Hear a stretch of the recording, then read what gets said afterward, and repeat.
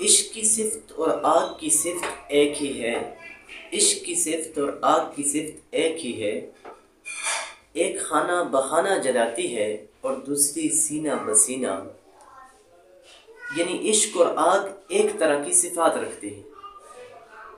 آگ کہیں جل جائے تو اپنے ساتھ کئی چیزوں کو لپٹ میں لے لیتی ہے، کئی گھروں محلوں اور کئی شہروں کو اپنے لپٹ میں لے لیتی ہے۔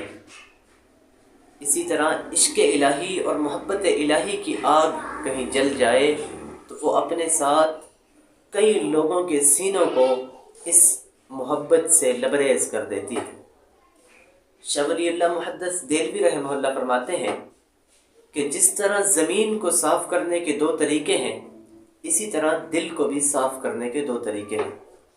زمین کو صاف کرنے کا پہلا طریقہ یہ ہے کہ جس جگہ نجاست لگی ہے اس پر اتنا پانی بہایا جائے کہ وہ نجاست ظاہر ہو جائے تو وہ زمین پاک ہو جائے گی۔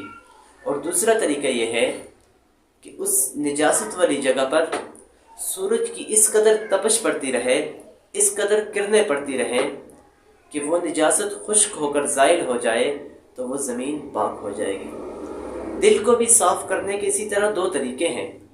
پہلا طریقہ یہ ہے کہ جس انسان کا دل زنگ آلود ہو گیا ہو وہ اس قدر اللہ کا ذکر کرے، اللہ کی یاد کرے، توبہ و استغفار کرے، رجوع اللہ کرے، اللہ کے سامنے گڑ گڑائے، اللہ کے سامنے عاجزی کرے، اللہ کے سامنے روئے، اللہ سے معافی مانگے تو اس کا دل پاک ہو جائے گا، اللہ اس کے دل سے زنگ اتار دیں گے اور اس کا دل نرم ہو جائے گا۔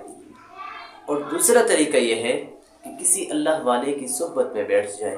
اللہ رب العزت نے ایک اللہ والے کے دل میں جو آگ کی چنگاری، جو عشق کی چنگاری رکھی ہے، یہ چنگاری کئی لوگوں کے دلوں کو عشق الہی سے لبریز کر سکتی ہے۔